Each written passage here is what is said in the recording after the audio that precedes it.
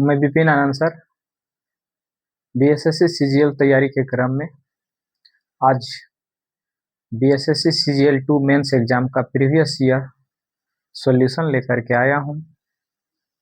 इसके पूर्व 2011-2015 एग्जाम जो पीटी हुआ था और री एग्जाम पीटी हुआ था, उसका सॉल्यूशन मैंने अपने वीडियो बना करके अपलोड कर दिया हूं। आज हमें 2015 में जो एग्जाम हुआ बीएसएससी सीजीएल का, उसका मैथ का जो प्रश्न पूछा गया उसका सॉल्यूशन लेकर के आया हूं। तो देर न करते हुए हम लोग प्रश्न की ओर चलते हैं। तो आइए देखते हैं। तो आइए पहला प्रश्न की ओर हम चलते हैं। पहला प्रश्न दिया हुआ है साधारण ब्याज से, जिसमें से मूलधन दिया हुआ है। एक कंडीशन में मूलधन दिया हुआ है, मिश्रधन दिया हुआ है, समय दिया हुआ है, तो दर निकालना है। दूसरी कंडीशन में कहता है कि उसी दर पे जो है नेक्स्ट राशि का क्या होगा मिश्रधन। बस ये क्वेश्चन है। तो आइए, क्वेश्चन दिया हुआ है कि 50,000 रुपया 57,000 रुपया, यानी मूलधन दिया हुआ है। पी जो हमारा दिया हुआ है वह 5,000 रुपया दिया हुआ है पहला कंडीशन में, ठीक है। यानी 50,000 रुपया दिया हुआ है। ये दिया हुआ है कि यह जो राशि बढ़ करके है यह 57,000 रुपया हो जाएगा, ठीक है। टाइम जो दिया हुआ है वह 1 वर्ष दिया हुआ है, यानी 1 ईयर, ठीक है। 1 ईयर दिया हुआ है। तो क्या इससे एसआई नहीं निकल जाएगा? एसआई निकल जाएगा। 57 में 5,000 घटा देंगे, ए माइनस पी करेंगे तो कितना हो जाएगा? ये 7,000 हो जाएगा। अब इस कंडीशन में सॉरी 7,000, ये 7,000 रुपया हो जाएगा। तो क्या इस कंडीशन में हम आर का वैल्यू नहीं निकाल सकते? आर बराबर फार्मूला साधारण ब्याज में जानते हैं क्या होता है। साधारण ब्याज का formula S I into 100 by T into T, यही तो होता है। यानी ब्याज गुना 100, मूलधन गुना समय। अगर दर निकालना रहेगा तो समय होगा, समय निकालना रहेगा तो दर होगा। बस यही करना है। चलिए अब यहाँ पे क्या करें हम लोग, फार्मूला को रख दीजिए। अच्छा, यहाँ ना रख करके यहाँ रखते हैं। चलिए यहाँ पे रख देते हैं। तो क्या हो जाएगा? एस आई बराबर यानी आर बराबर एस आई के जगह क्या रखेंगे? कितना निकला एस आई? 7,000। तो यहाँ क्या हो जाएगा? 7,000 गुना 100 बटा क्या हो जाएगा? मूलधन कितना दिया है? 50,000। 50,000 दिया हुआ है, ठीक है। गुना समय 1 वर्ष 1, देखिए 4 0 2 और 2 4, 70/5 करेंगे तो कितना परसेंट आ जाएगा? 14% आ जाएगा। अब कहता है कि जब 14% हो जाएगा तब हमको, अब नेक्स्ट जो है सेकंड कहता है कि सेकंड में क्या कहता है कि राशि दिया हुआ है कितना, तो 70,000 रुपया राशि है, यानी पी दिया हुआ है 70,000 रुपया।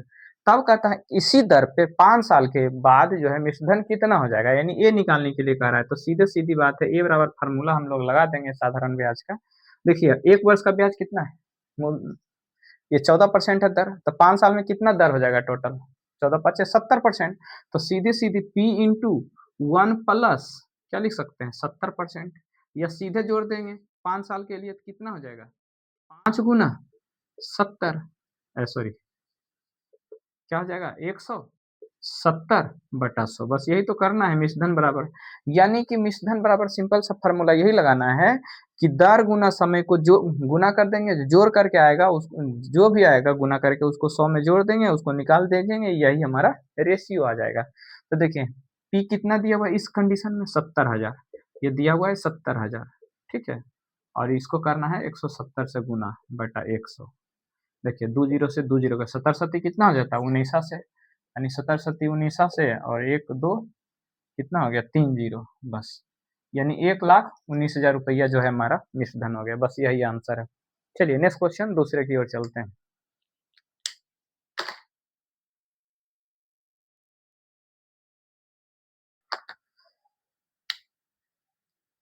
अगला प्रश्न जो दिया हुआ है कि 2 टंकी है, एक टंकी 8 भर सकता है, 2 6 घंटे में भर सकता है, दोनों को 2 घंटे बाद खोला, एक साथ खोला जाता है, 2 घंटे के बाद एक को बंद कर दिया जाता है। तो बी कहता है दूसरा नल कितने घंटों में टंकी को भर सकता है, यानी शेष जो टंकी बचेगा उसको कितना भर सकता है। सिंपल सा बात है। देखिए ए कितना भर रहा है? ए भर रहा है 8 घंटा में, बी कितना भर रहा है? 6 घंटा में, ठीक है। इस दोनों का एलसीएम क्या हो जाएगा? 24 हो जाएगा। इस दोनों का जब एलसीएम निकाल लेंगे तो ये 24 हो जाएगा। अभी 24 से क्या हो जाएगा? टोटल काम हो जाएगा। इसको मान लीजिए, जो एलसीएम निकालते हैं उसको टोटल काम हम मान लेते हैं। अब देखिए 8 कितना क्षमता है इसका? 3 क्षमता है, तभी ना 3 क्षमता है तो 8 दिन में करेगा, 24 पूरा काम कर लेगा। 6 की क्षमता, इसमें भगा दे दिए, 4 इसकी क्षमता हो जाएगी। अब दोनों मिला करके 2 घंटा काम करता है, तो 2 घंटा का काम कितना हो जाएगा? 3 + 4, दोनों मिला करके काम कर लेता है, ठीक है। तो दोनों मिला करके जब काम कर लेता है 7 3 यानी कितना देगा 3 4 7 यानी 14 यूनिट काम कर लेता है। शेष कितना बचेगा 14 में से 24 में से 14 घटा दीजिए, 24 में से 14 घटा दीजिए, कितना बचेगा शेष काम कितना बचेगा? अब एक चीज बताइए, शेष काम जो बचेगा, शेष काम वो बचेगा कितना 24 माइनस 14 यानी कि 24 में से 14 जाएगा 10 बचेगा, यानी 10 काम बचा है। अब करना किसको है? एक चीज बताइए, करना है हमको एक्चुअली में किसको करना है? इसको करना है, ठीक है। यानी किसको करना है? तो बी को करना है। बी की क्षमता कितनी है? 4 है। क्षमता से भागा दीजिए शेष में, वही हमारा आंसर हो जाएगा। यानी बी का जो काम करना होगा यानी 10 बटा कितना हो जाएगा 4 यानी 2.1/2 इतना दिन में ये जो है काम कर लेगा। यानी कि ये 2.5 घंटा में जो है अब टोटल काम यानी टंकी को क्या करेगा? बी को अकेले अगर भरना रहेगा तो 2.5 घंटे में भर लेना है। इस तरीके से कोई भी क्वेश्चन आएगा तो इसी तरीके से बनाना है, ठीक है। चलिए नेक्स्ट क्वेश्चन की ओर चलते हैं हम लोग। अगला प्रश्न दिया हुआ है, ये संख्या से है। कहता है किसी संख्या के 75% में 75 जोड़ा जाए तो वह संख्या जो है सेम आ जाता है। तो मान लेते हैं संख्या में 75% जोड़ा जाए, मान के चलिए संख्या x है, उसका कहता है संख्या के 75% में जोड़ा जाए। x का 75% यानी 75%, 75/100 में क्या कहता है कि 75 जोड़ेंगे, यानी जब इसको हम इसमें 75 जोड़ेंगे तो वह संख्या प्राप्त होता है। और संख्या को हमने क्या माना है? x माना है, तो इसको वैल्यू क्या लिख सकते हैं? 3 इसको क्या लिखेंगे? 3/4, 25 से काट देंगे। अब ये प्लस इधर जाएगा तो माइनस हो जाएगा, यानी 75 बराबर क्या हो जाएगा? 75 बराबर क्या हो जाएगा? देखिए x 3x, x गुना 3, 3x/4 घटाएंगे तो क्या हो जाएगा? x में घटा देंगे, x माइनस x बटा क्या हो जाएगा? 3x/4 कर दिए, यानी x/4 यानी x/4 का वैल्यू 75 आ गया। तो x का वैल्यू कितना हो जाएगा? तिरछा गुना कर देंगे, इधर 1 है तो x बराबर क्या हो जाएगा? 300। यानी 300 ऐसी संख्या है जिसका 75% में 75 जोड़ेंगे तो 300 आ जाएगा। यानी 75 का 75% 225 प्लस 75 300 आ गया आंसर। यही हमारा आंसर आ गया, ठीक है। तब क्या कहता है कि ये संख्या नहीं निकालने का था, अब कहता है इसका 40% निकालिए। तब बताइए इसका 40% कितना हो जाएगा? 40/100 कर दीजिए। देखिए 2 जीरो से 2 जीरो कैंसिल, 40 दिया कितना हो गया? 120। यानी उस संख्या का जो है 40% 120 आंसर हो जाएगा। चलिए नेक्स्ट क्वेश्चन की हम लोग चलते हैं। चौथा नंबर जो दिया है आयु से संबंधित है या औसत से, जो कहिए दोनों में चलेगा काम।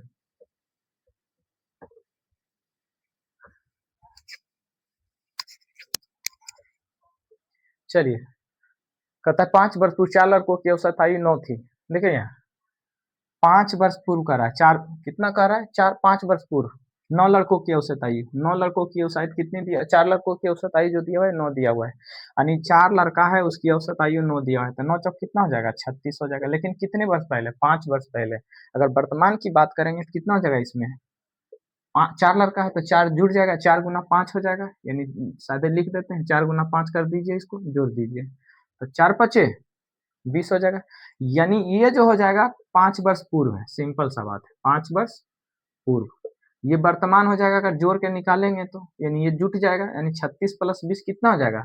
56 हो जाएगा। यानी वर्तमान जब निकालेंगे तो सिंपल सा क्या करेंगे? 36 अब प्लस 4 गुना 5 कर दीजिए, यहाँ मत लिखिए, ठीक है। तो कितना हो जाएगा? 56 हो जाएगा। अब ठीक है, चलिए अब कहता है कि उसमें एक नए लड़के आने से वर्तमान की आयु, औसत आयु जो है वर्तमान 15 वर्ष हो जाती है। पांचों की वर्तमान आयु 5 15 हो जाती है। तो देखिए यहाँ 5 लड़का आया जिसका वर्तमान आयु 15 हो गया, तो कुल मिला करके कितना हो गया ये बताइए? 15 गुना 5 कितना बढ़ गया भाई? 75 हो गया टोटल आयु। और 4 का आयु कितना था? 56 था। तो कहता है पांचवा की आयु क्या होगी? पांचवा का आयु निकालना है तो क्या करेंगे? पांचों का योग में चारों का योग घटा देंगे, वही हमारा आंसर हो जाएगा। यानी 75 माइनस 56 बराबर कितना हो जाएगा? 19। यानी जो नया लड़का आया है उसकी वर्तमान आयु जो है वह 19 वर्ष है। ऑप्शन नंबर डी हो जाएगा। चलिए नेक्स्ट क्वेश्चन की ओर हम लोग चलते हैं। चलिए 5 नंबर क्या कहता कि कौन सी संख्याएं 2 और 4 दोनों से विभाजित हो जाए। जब ऐसा दिया हुआ है प्रश्न तो हम लोग जानते हैं 2 से वही विभाजित होगा संख्या जिसके अंत में सम संख्या हो, 4 से विभाजित वही होगा जिसके अंत में क्या होना चाहिए? एक तो सम संख्या होनी चाहिए और 2 जीरो होनी चाहिए, प्लस अथवा 2 जीरो होनी चाहिए, अथवा अंतिम 2 अंक 4 से विभाजित होनी चाहिए, वही 4 से विभाजित होगा। और जो संख्या 4 से विभाजित होगा वो 2 से होगा। तो हमको ये चेक करना है। तो पहला अंक दिया हुआ है कितना? 6 8, सीख लीजिए 6 8 7 9 3 और कितना था? 7 6। चलिए दूसरा दिया हुआ है 49 61 38, 49 61 38 दूसरी संख्या। तीसरी संख्या दिया हुआ है 6 8 70, 6 8 70, 6 8 70 22, ठीक है। चौथी संख्या जो है 7981, 7981 और 26। देखिए 6 अंक का दिया हुआ है, कहता है कि 2 और 4 से विभाजित होनी चाहिए संख्या, 2 और 4 दोनों से होनी चाहिए। तो जो 4 से होगा निश्चित रूप से 2 से होगा, तो हम लोग क्या करेंगे, सिर्फ 4 को चेक कर लेंगे, क्योंकि 2 से सब विभाजित होगा। 6 है, 8 है, 2 है, 2 है, यूनिटी, तो 2 से होगा, 4 से हम लोग देखते हैं। तो 4 से विभाजित होने का नियम क्या है कि अंतिम 2 अंक 4 से विभाजित होना चाहिए, अंतिम सिर्फ 2 अंक। जैसे मान के चले इसका 2 अंक अंतिम, इसका अंतिम, ये अंतिम देखना है। तो अगर पहला देखेंगे तो 19 चौक 76, 4 से विभाजित हो रहा है, तो पहला तो हमारा आ रहा है ऑप्शन, तो यही आंसर हो जाएगा। दूसरा चेक करेंगे, क्या 38 हमारा 4 से विभाजित होगा, नहीं होगा। 9 चौक 36, 2 शेष बच जाए, नहीं हो रहा। 4 पचे 20, 2 शेष हो रहा है, और क्या करेंगे, 4 चौक 24, 2 शेष हो रहा है। यानी पहला ही अंक है जो कि 4 से विभाजित होगा। तो 4 से विभाजिता का नियम देखना था, बस ये देख लेना था कि अंतिम 2 अंक 4 से विभाजित है, तो पूरे अंक 4 से विभाजित होगा, यानी पूरा अंक जो है 4 से विभाजित होगा। यानी ऑप्शन नंबर क्या हो जाएगा हमारा, ए हो जाएगा। चलिए यही देखना था, इसमें यही पूछा था मेंस में क्वेश्चन। चलिए नेक्स्ट क्वेश्चन की ओर हम लोग चलते हैं। ये समय रेलगाड़ी और दिया हुआ है, टाइम और डिस्टेंस दिया हुआ है, ठीक है। यह रेलगाड़ी दूरी समय जो कहिए वही चैप्टर से दिया हुआ है, यानी समय दूरी चाल से एक तरह से कह सकते हैं। ये 6 नंबर क्वेश्चन है। 6 नंबर क्वेश्चन दिया हुआ है कि 50 मीटर लंबी रेलगाड़ी 100 मीटर लंबा प्लेटफॉर्म 10 सेकंड में पार कर जाती है, तो 10 सेकंड क्या कहता है, रेलगाड़ी की गति ज्ञात, यानी चाल ज्ञात करने के लिए दूरी। देखिए यहाँ ट्रेन दिया हुआ है 50 मीटर, ट्रेन की लंबाई कितनी है, 50 है। प्लेटफॉर्म है, प्लेटफॉर्म भी लंबा है, प्लेटफॉर्म जो है उससे ज्यादा लंबा यानी 100 मीटर है, ठीक है ना। तो कुल दूरी कितना हो जाएगा, उसको पार करने में कितना समय लगेगा, कहता कि जो प्लेटफॉर्म को पार करेगा तो ट्रेन भी पार करेगा, प्लेटफॉर्म दोनों कुल जुड़ जुड़ जाएगी, और समय जो दिया हुआ लग रहा है 10 सेकेंड। तो हमारा चाल क्या होता है, चाल बराबर इन फार्मूला आता है, चाल बराबर दूरी बटा समय, और ये हमारा क्या दिया है, टोटल दूरी है, ये समय है। तो बताइए क्या हो जाएगा, 150 हो गया, 150 बटा 10, यानी ये जो हो जाएगा हमारा 15 मीटर प्रति सेकेंड रेलगाड़ी की चाल हो जाएगी, ठीक है। यही आंसर आ गया। चलिए नेक्स्ट क्वेश्चन की ओर हम लोग चलते हैं।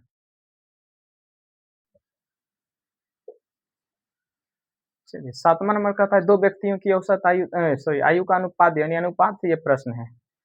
4:7 दिया हुआ है, देखिए 2 दिया हुआ है, 4:7 दिया हुआ है, ठीक है।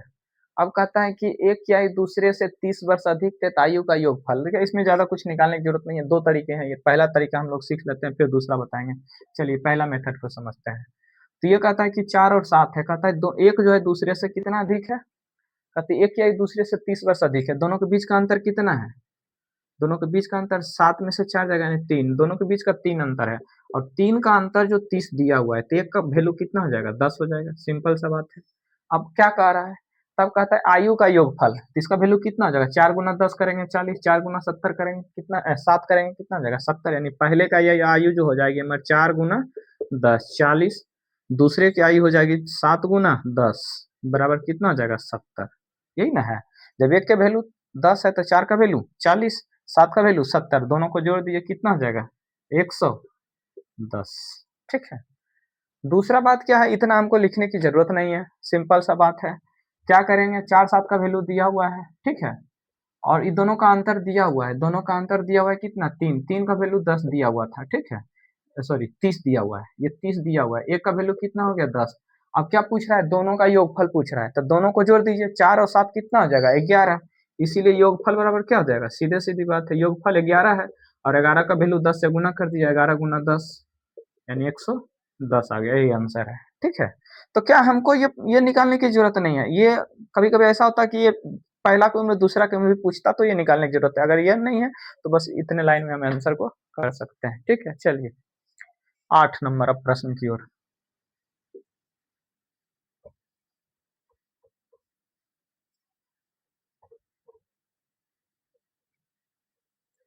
चलिए 8 नंबर जो प्रश्न का था, अंकित मूल्य 12,000 रुपया दिया हुआ है, एक टेबल इतना रुपये में बेची गई तो छूट का परसेंटेज कितना दिया हुआ है, ठीक है। यहाँ एमपी जो है मार्केट प्राइस, जिसको हम लोग अंकित मूल्य बोलते हैं, अब अंकित मूल्य दिया हुआ है 12,000 रुपये, ठीक है। सेलिंग प्राइस दिया हुआ है 11,000, 11,000 दिया हुआ है। तब कहता है कि छूट कितना है, हम लोग क्या जानते हैं, एसपी का फार्मूला बराबर क्या होता है, MP into 100 minus D percent बटा 100, यही तो है। अब सबका फार्मूला लगा दीजिए, डी नहीं निकलेगा, निकल जाएगा आराम से। एसपी कितना दिया है 11,000, लिख दीजिए 11,000 बराबर एमपी कितना दिया है 12,000, यह 12,000 गुना 100 माइनस डी कर दीजिए बट्टा 100। देखिए 3 जीरो से 3 जीरो कैंसिल हो गया। अभी कितना है 11 गुना 12 हो गया, ये कितना जगह 1100। अब इधर लिखते हैं 1100, सॉरी ये 1100, हाँ ये 1100 हो गया बटा इधर आ जाएगा तो क्या हो जाएगा भागा हो जाएगा 12 बराबर 100 माइनस डी, बस यही तो हो गया। अब देखिए डी को इधर लाइए, इसको इधर ले जाइए तो डी बराबर क्या हो जाएगा 100 माइनस 1100 बटा 12 यानी 100 माइनस 1100 बटा 12, ये गुना करेंगे तो 1200 माइनस 1100 सीधे 100 हो जाएगा यानी 100 बटा 12, यही तो हो गया। 100 बटा 12 का वैल्यू मतलब क्या हो गया, इसको काट दीजिए 4 से 25 और 4 से 3 बार में, यानी 8.1 बटा 3% जो है छूट का वैल्यू हो गया। ठीक है, यानी ऑप्शन नंबर ये हो गया, बस यही रख करना था। ठीक है, चलिए देखिए ये तो पहला तरीका हो गया। अब दूसरा तरीका की ओर हम लोग चलते हैं। ठीक है, दूसरा तरीका क्या है, ये लॉन्ग प्रोसेस हो गया, शॉर्ट प्रोसेस की ओर चलते हैं। चलिए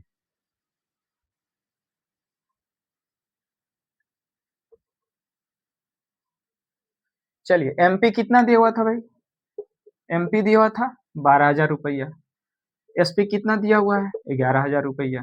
ठीक है, अब एक चीज बताइए, जो छूट कितना मिला हमको 1,000 रुपया का छूट मिला 1,000। अभी दोनों का रेशियो निकालिए, ये दोनों का रेशियो निकालिए कितना हो जाएगा 12:1 हो जाएगा, यानी छूट कितना मिला 1 मिला, कितना में 12 में मिला, सिंपल सा बात है। कितना में मिला तो 12 में 1 मिला, तो हमको कितना में निकालना है, सीधी सी बात है, लिखेंगे 12 में 1 मिला तो 100 में कितना मिला, ये तो छूट निकल जाए 1/12 गुना 100, बस इतना करना था। उतना करने की जरूरत नहीं, वो फार्मूला था, बेसिक फार्मूला ये था। अब इसको लगा दीजिए, कितना हो जाएगा 4 से 25 चौका 100, 4 तिया 12 यानी 25/3 यानी 8.1/3%, बस इतना करना था हमको, ये देखना था। ठीक है ना, वो लॉन्ग मतलब वो था बाय प्रोसेस कैसे बनेगा, ये हम लोग शॉर्ट में बनाएंगे इस तरीके से। ठीक है, चलिए चलिए 9 नंबर क्या दिया हुआ है, 9 नंबर कहता है कि एक बल्लेबाज अपनी 17वीं पारी में 87 रन बनाता है, जिससे उसका बल्लेबाजी औसत 3 रन बढ़ जाता है। 17वीं पारी के पश्चात उसका रन औसत बताइए। चलिए ठीक है, यानी 15 पारी में कुछ रन बनाया होगा, तो 15 पारी तक मान लेते हैं कि वह एक्स रन बनाया। ठीक है, तो टोटल कितना रन बनेगा, सॉरी कितना है 17वीं पारी में, तो 16 पारी में मान के चलिए एक्स रन बनाया, तो टोटल रन कितना हो गया 16। लेकिन कहता है 17वीं पारी में कितने रन बना दिया, बहुत अच्छा खेला 87 रन बना दिया। ठीक है, तब कहता है उसका औसत जो है 3 बढ़ गया, तो पहले औसत हमने क्या माना एक्स माना, अब उसका औसत कितना हो गया एक्स प्लस 3 हो गया। ठीक है, अब बताइए तो टोटल रन कितना हो जाएगा, ये तो औसत हुआ, हमारा 16 एक 17 है, यानी 17 पारी में हमारा टोटल रन कितना हो जाएगा 17x+3। अब इसको x का वैल्यू निकाल दीजिए, वही तो हमारा आंसर हो जाएगा कि 16 में ये हो जाएगा। चलिए तो इसको गुना कीजिए 17x, ये 16x इधर चला जाएगा, डायरेक्ट निकाल लेंगे तो क्या हो जाएगा x हो जाएगा। लेकिन एक बार हम लोग कर लेते हैं, चलिए 16x प्लस 87 बराबर 17x प्लस 17×51। चलिए 17x में 16x हो जाएगा तो क्या बचेगा, इधर लिख दीजिए x, और 57 में से 51 जाएगा, कितना बचेगा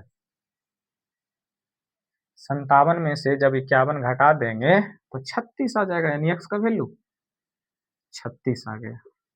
ठीक है, लेकिन हमें क्या पूछ रहा है, हमें ये नहीं पूछ रहा है कि 16वीं तक औसत कितना है, कहता है 17वीं के बाद कितना औसत होगा, तो x+3 है तो 36+3 हो जाएगा, यानी 17वीं के बाद जो हमारा आंसर हो जाएगा x+3, यानी 36 और 3 बराबर कितना हो जाएगा 39, यानी 17वीं के बाद उसका औसत हो जाएगा वह 39 रन हो जाएगा। बस इतना ही करना था।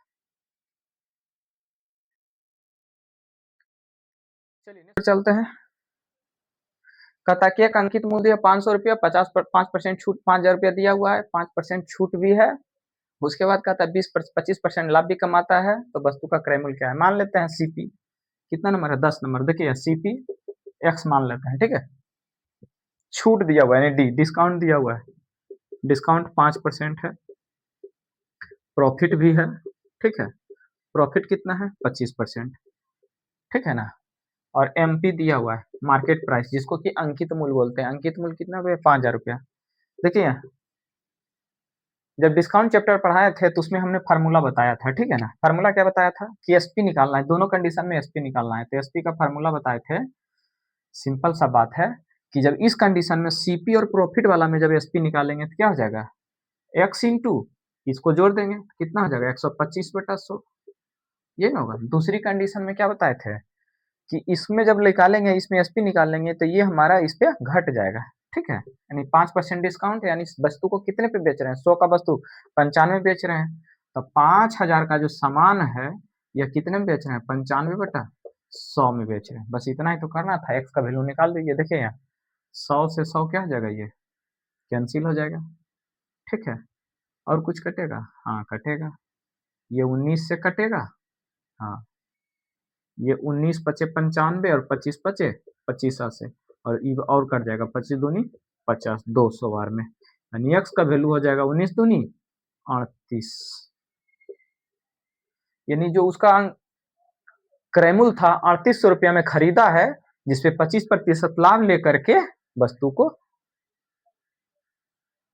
5,000 का जिसका अंकित मूल्य था, 5% डिस्काउंट देने के बाद भी इतना में खरीदा था और इसको अंकित कर दिया, फिर उस पर 5% डिस्काउंट दिया ताकि उसको 25% का लाभ हो। यही हमारा अंकित मूल्य हो गया। चलिए नेक्स्ट क्वेश्चन की ओर चलते हैं। 13 नंबर, ठीक है, बाकी रीजनिंग है उसको देखेंगे। सचिन राहुल की तुलना में 7 वर्ष छोटा है, यदि उम्र का अनुपात 7:6 है। राहुल की तुलना में 7 वर्ष छोटा है, ठीक है। सचिन यानी सचिन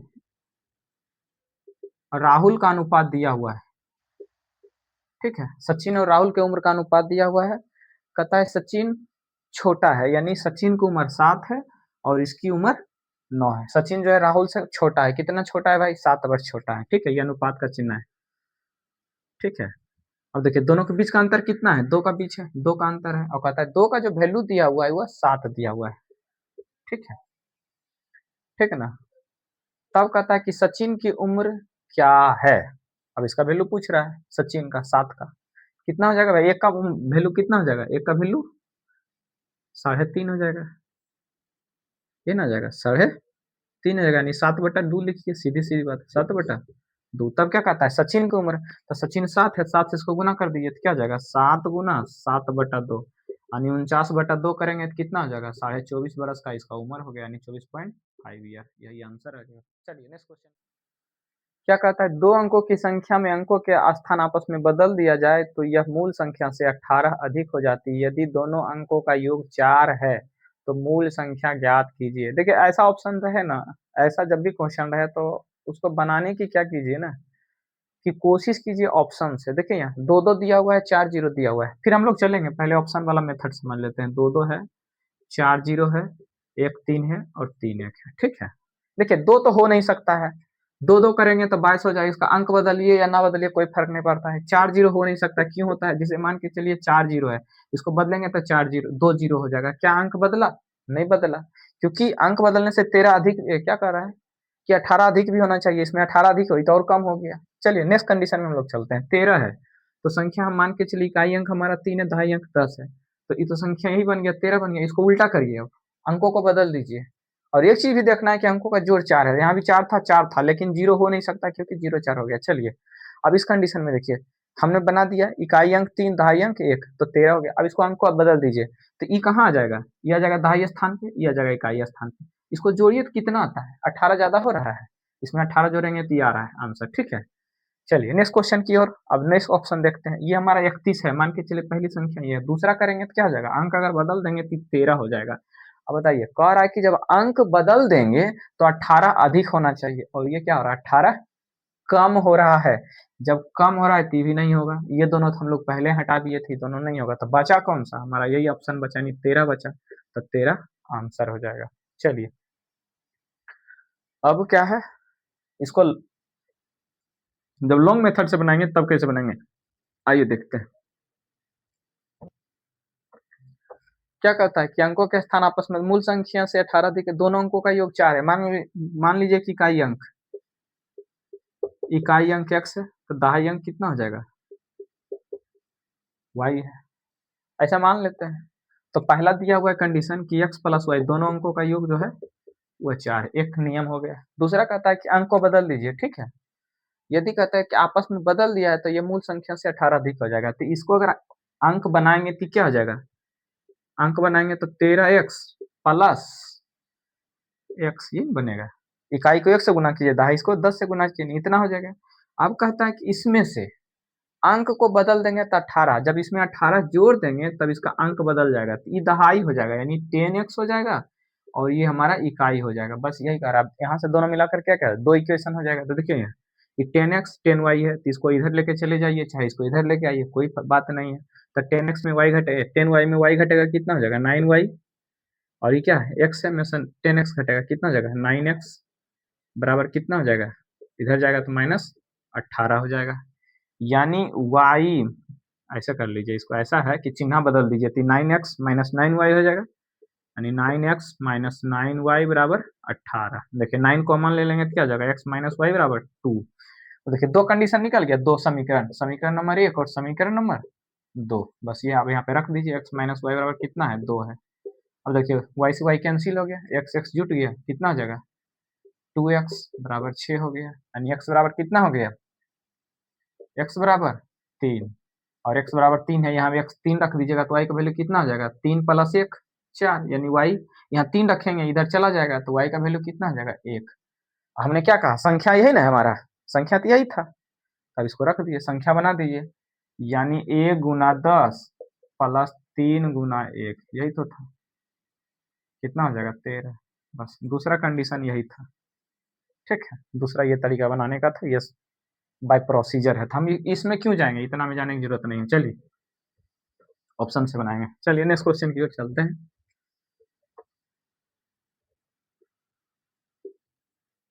चलिए नेक्स्ट क्वेश्चन हम लोग 15 नंबर की ओर चलते हैं।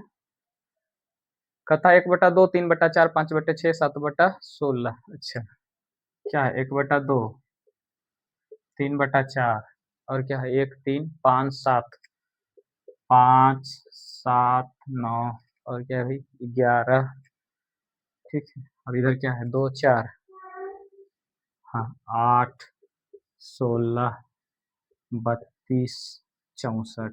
अब कहता है कि नेक्स्ट क्या होगा नंबर, ये है ठीक है ना, ऐसा दिया हुआ है।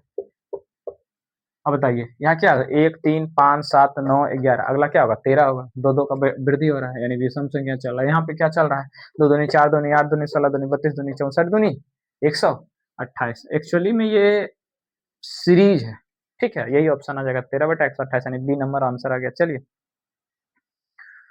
16 नंबर क्वेश्चन की ओर चलते हैं। देखिए 16 नंबर क्वेश्चन में हम लोग एमडीएच कॉन्सेप्ट पढ़ाए थे, टॉपिक एमडीएच वाला, तो उसमें क्या लिखे थे M1 D1 H1 बराबर क्या लिखे थे M2 D2 और H2। बस इस पे वैल्यू रख देंगे, वही हो जाएगा हमारा, इस पे रख देंगे, सॉल्यूशन निकल जाएगा। कहता है 39 व्यक्ति, पहला दिया हुआ है 39 व्यक्ति कितने दिन में काम करके 12 दिन का काम करता है, और कितना घंटा काम करता है 5 घंटा काम करता है। कहता है कि कितना 30 व्यक्ति लगा रहे हैं, 30 व्यक्ति, M2 दिया 30 व्यक्ति, D2 क्या कह रहा है कि 6 घंटा, D2 वही तो पूछ रहा है कितने दिन में काम करेंगे, D2 का वैल्यू पूछ रहा है कितना घंटा काम करना है, तो टोटल कहता है 6 घंटा काम करना है। अब बताइए नहीं निकलेगा, निकल जाएगा। अब इसको काटिए, 6 दूनी 12 हो गया, ठीक है। अब 5 दूनी 10 या 30, 3 से कट गया, 3 से कट गया 13 बार में, यानी D2 का जो वैल्यू आ गया हमारा 13 हो गया। बस ये एमडीएच कॉन्सेप्ट पे है, इसको जाकर के आप वीडियो देख लेंगे, बना हुआ है, ठीक है ना। तो उसमें पूरा कॉन्सेप्ट है ये M1 D1 H1 बटा W1 W2 करके जो भी दिया हुआ है मजदूरी वाला भी उसी में समाहित है। चलिए नेक्स्ट क्वेश्चन की हम लोग चलते हैं। चलिए नेक्स्ट क्वेश्चन, एक वृत्त की त्रिज्या को दोगुना कर दिया जाए तो उसका क्षेत्रफल क्या होगा। अच्छा ये कहाँ चला गया, अच्छा इसका ग्राफ नहीं है, नहीं ओके ठीक है। 17 नंबर देखते हैं, पहले ग्राफ इसका क्वेश्चन कहीं है। चलिए 18 नंबर देखते हैं, लास्ट में देखेंगे। 17 नंबर को कहता है एक वृत्त की त्रिज्या को दुगना कर दिया तो उसका क्षेत्रफल बढ़ जाता है कितना %। देखिए प्रतिशत जब चैप्टर बताए थे तो बताए थे कि जब क्षेत्रफल वृद्धि होगा, क्षेत्रफल निकालना चाहे वृत्त की, तो यहाँ पे क्या कर रहा है, दुगना हो जाएगा। त्रिज्या जो है r डैश जो है 2r हो रहा है, यानी दुगना हो रहा है। दुगना हो रहा है का मतलब क्या हो रहा है, 200% हो रहा है। यानी पहले 100% था तो 2% हो, कितना परसेंट की वृद्धि हो गया। सिंपल सा बात है, कितना परसेंट की वृद्धि हुआ, यानी 100% का वृद्धि हुआ। वृद्धि कितना हुआ, 100% की वृद्धि हुआ, ठीक है ना। ये 2% है तो वृद्धि कितना हुआ, वृद्धि जो है 100% हुआ। और हमने क्या बोला था, सिंपल सा फॉर्मूला बोले थे कि जब भी ऐसा रहेगा तो ये वाला फार्मूला लगा देना, X plus Y into X Y by 100, बस ऐसा ही बोले थे। अब देखिए क्या करना है, डेल्टा आर की जगह 100 रख दीजिएगा, तो यहाँ क्या हो जाएगा, 100 प्लस 100 प्लस 100 गुना 100 बटा 100 कर दीजिए। देखिए 100 से 100 कैंसिल हो गया, 100 प्लस 100 100 200 प्लस 100 कितना हो जाएगा, 300। यानी टोटल जो वृद्धि हो जाएगा वृत्त के क्षेत्रफल में वो 300% हो जाएगा। चलिए नेक्स्ट क्वेश्चन की ओर चलते हैं। चलिए 19 नंबर, एबीसी का औसत वजन 45 किलोमीटर ग्राम दिया हुआ है, तो एबी का औसत दिया हुआ है 40 ग्राम, बीसी का औसत दिया है 43 ग्राम, तो बीसी का वजन का पता लगाइए। अच्छा, एबी का दिया हुआ है 40 ग्राम, चलिए एबी का औसत, एबी का क्या दिया हुआ है, एबी का औसत दिया है 40 ग्राम, तो टोटल वजन कितना हो जाएगा, 40 गुना 2 यानी 80 केजी हो जाएगा, ठीक है। इसी तरीके से बी प्लस सी दिया हुआ है 43 ग्राम, बी प्लस सी 43 गुना 2 करेंगे कितना हो जाएगा, 86। अब देखिए इसको जोड़ दीजिए, टोटल सिंपल सा बात है, इसको जोड़िए तो क्या आ जाएगा, इसमें लिख सकते हैं ए प्लस बी प्लस सी, यहाँ लिख दीजिए प्लस बी, दो बार लिख सकते हैं बी, यहाँ क्या दिया हुआ है ए बी बी सी, तो बी कितना होगा, बी प्लस बी करेंगे 2b है, तो टू बी हम ना लिखेंगे, A B C plus B लिख सकते हैं, ऐसा लिख सकते हैं, लिख सकते हैं। तो जोड़ दीजिए, 6 हो गया 8 दूनी 16। अब देखिए अगला कंडीशन सबसे पहले में ही दिया हुआ था कि ए बी सी का औसत वजन 45 है, तो ए बी सी का वजन कितना हो जाएगा, 45 गुना 3 कर दीजिए, और इसके जगह हम लोग क्या लिख सकते हैं, 45 गुना 3 प्लस बी, बस यही हमारा आंसर आ गया। यानी बी का वैल्यू कितना हो जाएगा, 166, और 45 गुना 3 कितना होता है, 135, इसमें 135 आ जाएगा, यही तो आंसर है। 135 में से 30 घटा दीजिए, कितना हो जाएगा, 30 30 60 यानी 31 केजी आंसर आ गया, ठीक है। यानी बी का वजन बस ऐसा ही दिया रहेगा क्वेश्चन, तो इसी तरीके बनाना है। चलिए 20% की वृद्धि हो जाती है कीमत में, तो खपत में कितना परसेंट कमी करना है। प्रतिशत वाले में बताए थे कि जब कमी हो जाए कीमत में तो खपत कितना कम करेंगे ताकि खर्च पे कोई प्रभाव ना पड़े। तो वृद्धि हो रहा है तो फार्मूला बताए थे कि 20 बटा सीधे सीधे क्या करता है, वृद्धि 120 बटा 100 कर देना, बस इतना सा बात था। अब इतना करेंगे तो कितना आ जाएगा, 20 छक 20 से 6 कट जाएगा, ये 50 बटा 3 आ जाएगा, यानी 16.2/3% की हमको कमी करना पड़ेगा खपत में, यही आंसर हो जाएगा, यानी बी नंबर। चलिए अच्छा ये क्वेश्चन और है, सॉरी ये 21 नंबर था, ठीक है, ओके ये 21 नंबर है। चलिए नेक्स्ट 20 नंबर की ओर चलते हैं।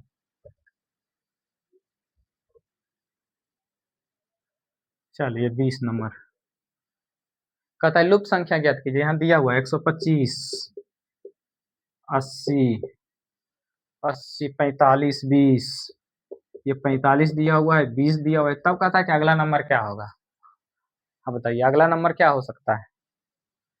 देखिए इसमें कुछ सीरीज नजर आ रहा है, देखिए इसको जब देखेंगे ना तो जानते क्या आ रहा है, 5 का स्क्वायर और गुना 5, इसमें 4 का स्क्वायर गुना 5, इसमें 3 का स्क्वायर गुना 5, इसमें 2 का स्क्वायर गुना 5। अब बताइए इसमें क्या होगा, 1 का स्क्वायर गुना 5 होगा, यही ना होगा अगला जो सीरीज होगा। यानी सिंपल सा इधर से चल रहा है, उल्टा हो रहा है। अगर 5 5 5 5 सब में है, उसके बाद 5 का स्क्वायर 4 का स्क्वायर 3 स्क्वायर 2 स्क्वायर 1 का स्क्वायर, यानी 5 का गुना 1 का स्क्वायर कितना हो जाएगा, 5।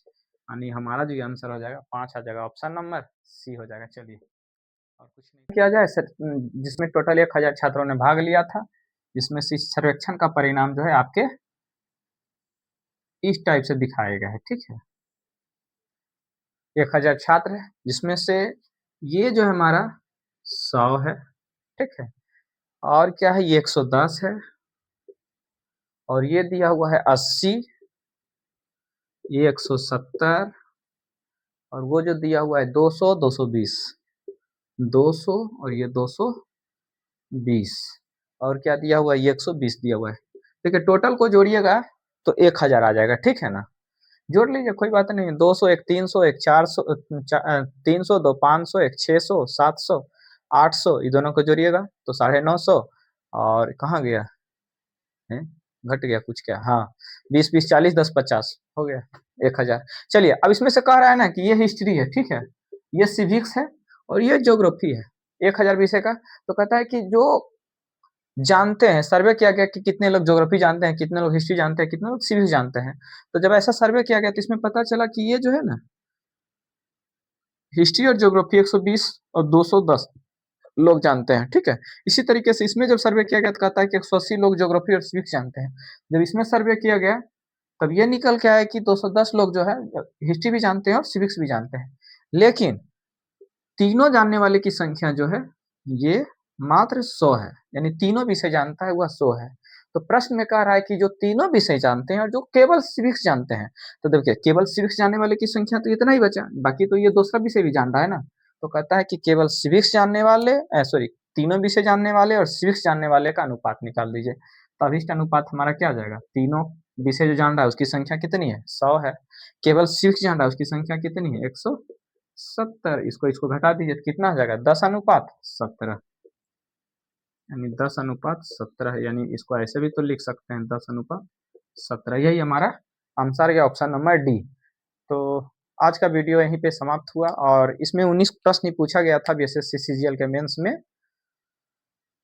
तो जो सीजीएल मेंस 2016 हुआ था, यानी सीजीएल बीएसएससी सीजीएल 2 हुआ था, उसका पूरा सॉल्यूशन यहाँ करा दिया गया है। अब क्या है, हम नेक्स्ट सीरीज जो लेकर के आएंगे पीवाईक्यू का, बीएसएससी सीजीएल की तैयारी के क्रम में, वह 2022-23 में जो एग्जाम हुए हैं उसको लेकर के आएंगे। तब तक आप अपनी तैयारी को, और मैं एक बात कहना चाहता हूँ कि मैं अपने जो अभी वीडियो में जिक्र भी किया था कि कुछ-कुछ चैप्टर हैं जो उसको वीडियो बना करके अपलोड किया अपने चैनल पे कर चुका हूँ। तो आप वहाँ पे जाकर के देखिए और जब उसको देखेंगे तो ये आपको समझ में आएगा कि उससे बाहर जो बीएसएस सीजीएल तैयारी करेंगे, जब क्वेश्चन उसको उठा करके देखें तो उससे जो चैप्टर पढ़ा दिया गया उसमें से एक भी चैप्टर बाहर नहीं आया है। घड़ी का भी एक क्वेश्चन पूछता है तो घड़ी का भी मैंने बना करके अपलोड कर दिया, एमडीएस कॉन्सेप्ट का बनाया है, लाभ हानि का, रेशियो का, प्रॉफिट लॉस का, तो सभी प्रकार के सभी टाइप प्रश्न बना दिया गया है।